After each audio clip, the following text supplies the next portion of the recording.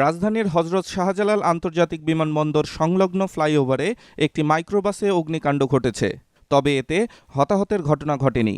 গাড়িতে চালক ছাড়া আর কেউ ছিলেন না। বৃহস্পতিবার দুপুর 12টার দিকে এ আগুন লাগার ঘটনা ঘটে বলে জানা গেছে ফায়ার সার্ভিস সূত্রে। Fire service and civil defence control রুমের ডিউটি অফিসার রোজিনা আক্তার জানান, দুপুর 12টা 5 মিনিটের দিকে মাইক্রোবাসটিতে আগুন লাগে বলে খবর পাই। এরপরই ফায়ার সার্ভিসের 2টি ইউনিট আগুন নেভাতে ছুটে যায় ঘটনাস্থলে। তাৎক্ষণিক আগুন লাগার কারণ জানা যায়নি বলে জানিয়েছেন তিনি।